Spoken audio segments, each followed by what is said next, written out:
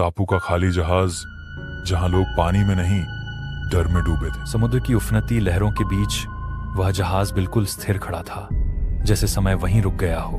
रात के गहरे अंधेरे में टापू के किनारे खड़े उस जहाज की टूटी खिड़कियां हवा के साथ चरमराती थीं। डेक पर जमी नमी से अजीब सी गंध उठ रही थी, नमक, जंग और किसी अनजानी सड़न की। लेकिन सबसे डरावनी बात यह थी कि जहाज पूरी तरह खाली था। जहाज पर मौजूद हर चीज अपनी जगह पर थी, बस इंसान नहीं थे। और डेक पर हर जगह गीले पैरों के निशान बने हुए थे, जो समुद्र से जहाज की ओर आते दिखते थे, लेकिन वापस जाते हुए कहीं नहीं दिखते थे। यही वह दृश्य था जिसे देखकर समुद्री जांच अधिकारी आदित्य की सांसें थम गई थी। उसे उस जहाज पर कदम रखते ही महसूस हो गया था कि यहाँ कुछ ऐसा हुआ है जिसे समझना आसान नहीं होगा। आदित्य समुद्री दुर्घटनाओं की जांच करने वाला अधिकारी था। वह तर्क में विश्वास करता था, अंधविश्वास में नहीं। लेकिन उस दिन उसके साथ 3 और लोग भी थे, जहाज का तकनीकी विशेषज्ञ करण, समुद्री इतिहास की शोधकर्ता नंदिनी और रेडियो सिग्नल विशेषज्ञ रवि। चारों को एक ही सवाल यहाँ खींच लाया था, पूरी क्रू अचानक कहाँ गायब हो गई। यह जहाज 3 दिन पहले अंतर्राष्ट्रीय समुद्री मार्ग से अचानक गायब हो गया था। कोई संकट संदेश नहीं, कोई दुर्घटना नहीं। फिर अचानक यह एक सुनसान टापू के पास मिला, बिना किसी इंसान। जैसे ही वे जहाज पर चढ़े, हवा में अजीब ठंडक महसूस हुई। समुद्र शांत था, लेकिन जहाज के भीतर कहीं गहराई से पानी टपकने की आवाज लगातार आ रही थी। डेक पर पड़े सामान से साफ था कि क्रू अचानक गायब हुई थी। कॉफी के कप आधे भरे थे, एक कुर्सी उलटी पड़ी थी और नेविगेशन सिस्टम चालू था, लेकिन दिशा किसी अनजान स्थान की ओर सेट थी, जैसे जहाज खुद चल रहा हो। करण ने इंजन रूम की जांच की। इंजन पूरी तरह सही हालत में था, कोई खराबी नहीं। लेकिन एक अजीब बात सामने आई। इंजन बंद होने से पहले कई घंटों तक जहाज अपनी तय दिशा से हटकर गोल गोल घूमता रहा था, जैसे कोई चीज उसे रोकने की कोशिश कर रही हो, या जहाज खुद कहीं जाने से बच रहा हो। नंदिनी को कप्तान का केबिन मिला। कमरे में नम दीवारों पर फफूंदी जमी थी, लेकिन टेबल पर रखी डायरी बिल्कुल नई लग रही थी। डायरी के आखिरी पन्नों में अजीब बातें लिखी थी।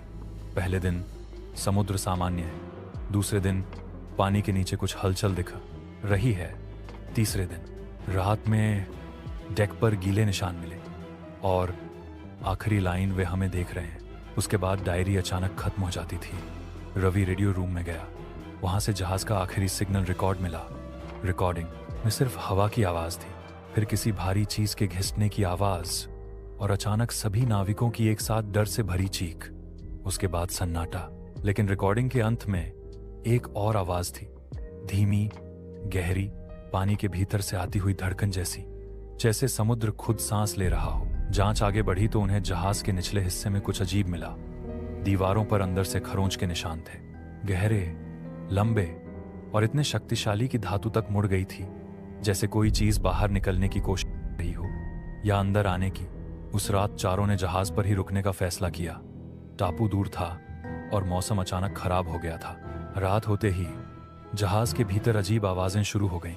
धीरे धीरे चलते कदमों की आवाज, पानी टपकने की तेज ध्वनि, और कभी कभी किसी के सांस लेने जैसी फुसफुसाहट।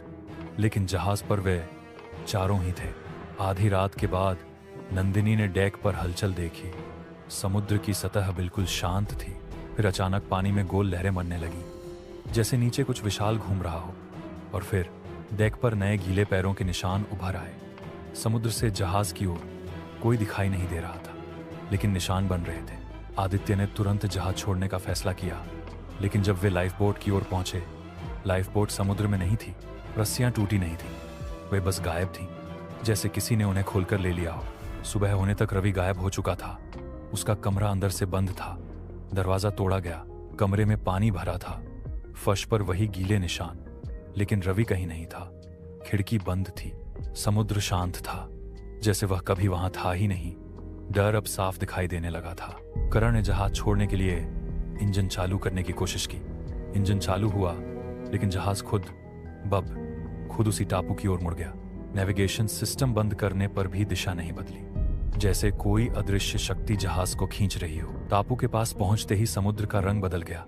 नीला पानी अचानक गहरा काला हो गया, और पानी के भीतर कुछ विशाल परछाइयां तैरती दिखी, मानव जैसी, लेकिन बहुत लंबी, और उनकी आंखें पानी के भीतर चमक रही थीं। उस शाम करण भी गायब हो गया। उसकी आखिरी निशानी इंजन रूम में मिली दीवार पर खून से बना एक निशान, एक गोल आकृति जिसके चारों ओर कई लंबी रेखाएं थीं। नंदिनी ने तुरंत पहचान लिया, यह एक प्राचीन समुद्री प्रतीक था, समुद्र के उन जीवों का चिन्ह जिन्हें कभी देवता माना जाता था, जिन्हें जागने नहीं देना चाहिए।